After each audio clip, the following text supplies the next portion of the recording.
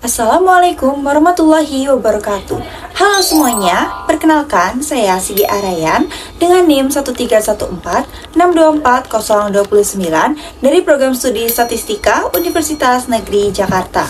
Adapun tujuan saya membuat video ini yaitu untuk memenuhi tugas akhir mata kuliah ekonometrika dengan dosen pengampu Ibu Yeti Lastuti SPD MSc. Nah, pada video kali ini saya mau ngebahas nih tentang salah satu isu yang kayaknya nggak pernah basi nih di Indonesia, yaitu tentang ketimpangan pendapatan. Tapi di pembahasan kali ini kita nggak akan cuman ngebahas tentang angka aja nih, tapi kita akan ngebahas tentang peran perempuan dan juga kapasitas ekonomi daerah di tahun 2025. Nah, kira-kira apakah tingkat partisipasi angkatan kerja perempuan dan rata-rata lama sekolah perempuan ini berhubungan dengan ketimpangan pendapatan di Indonesia? Mari kita simak video ini bersama-sama. Nah, di Indonesia itu kan sangat luas ya. Tapi, kalian merasa nggak sih kalau pembangunan di negara ini tuh masih belum benar-benar merata? Masih ada jurang yang lebar antara yang di atas dan juga yang di bawah. Padahal, dari 38 provinsi yang ada di Indonesia di tahun 2025, rata-rata angka ketimpangan pendapatan atau rasio Gini kita itu berada di angka 0,335 alias tingkat yang sedang. Tapi, coba tebak provinsi mana yang jurang antara si kaya dan si miskinnya itu paling parah?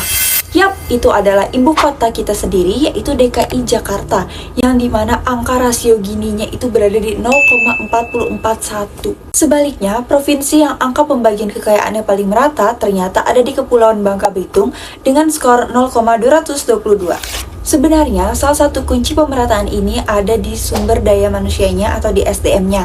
Tapi masalahnya, peran perempuan ini masih sering terhambat atas stigma lama atau budaya patriarki nih. Nah, budaya ini beranggapan kalau sekolah tinggi bagi perempuan itu bukanlah sebuah prioritas.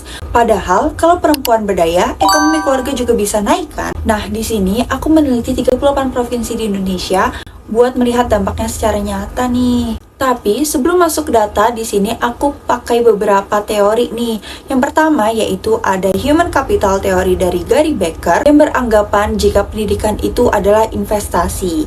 Dan yang kedua, ada kurva Kuznets yang menjelaskan jika ekonomi itu tumbuh berbarengan dengan ketimpangan. Nah, intinya aku pengen buktiin kalau tingkat partisipasi angkatan kerja perempuan dan juga rata-rata lama sekolah perempuan ini naik, maka ketimpangannya akan turun. Buat jawab itu, aku pakai data sekunder dari Badan Pusat Statistik untuk 38 provinsi di Indonesia. Metode yang aku gunakan yaitu pakai Ordinary Least Square atau OLS dan juga Robust Standard Error biar hasilnya nggak bias. Variabelnya di sini ada 3. Yang pertama yaitu tingkat partisipasi angkatan kerja bagi perempuan, yang kedua yaitu rata-rata lama sekolah bagi perempuan, dan juga 3 itu PDRB atau Produk Domestik Regional Bruto per kapita sebagai variabel kontrol. Nah, ini bagian yang paling menarik nih. Ternyata setelah diolah, hasilnya cukup mengejutkan. Ternyata baik partisipasi angkatan kerja perempuan dan juga pendidikan perempuan secara statistik nggak berpengaruh signifikan terhadap ketimpangan pendapatan di Indonesia.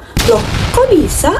Usut punya usut, fakta lapangannya ternyata begini. Secara nasional, rata-rata lama sekolah bagi perempuan di Indonesia itu mentok di 8,82 tahun. Dan dimana artinya rata-rata perempuan di Indonesia punya kualitas pendidikan yang baru sampai kelas 2 atau 3 SMP. Lalu tingkat partisipasi angkatan kerja perempuan rata-ratanya ada di angka 56,85%. Secara kuantitas memang lumayan banyak yang bekerja, tapi kerjanya di mana? Yap, mayoritas dari mereka masih terjebak di sektor non-formal, yang dimana berarti gajinya di bawah standar dan juga minim perlindungan. Jadi meski jumlah perempuan yang bekerja banyak, dompet keluarga belum cukup tebal buat ngangkat pemerataan ekonomi secara nasional. Jadi kesimpulannya, pertumbuhan ekonomi daerah atau PDRB belum benar-benar inklusif. Uangnya memang berputar tinggi, namun cuman dapat dinikmati oleh orang-orang yang padat modal. Buat pemerintah, sebenarnya PR-nya itu bukan cuma naikin kuantitas atau nyuruh perempuan untuk bekerja, tapi kualitas pekerjaannya. Yang kita butuh itu adalah pelatihan vokasi dan juga kesetaraan upah di sektor formal. Nah, buat kita masyarakat sendiri, stop deh nganggep pendidikan bagi perempuan itu nggak penting, karena pendidikan itu adalah instrumen penting buat dobrak kemiskinan. Nah, sebenarnya model risetku ini baru menjelaskan sekitar 4,96% dari variasi ketimbangan. Jadi masih ada sekitar 95% faktor misterius lain yang bisa kalian teliti sendiri. Bisa saja itu karena upah minimum atau bantuan sosial. Nah, mungkin segitu saja yang bisa aku sampaikan. Sekian presentasi dari aku. Semoga riset kecil ini bisa jadi bahan renungan kita bareng-bareng. Saya Sigi Arainika pamit undur diri. Sampai jumpa!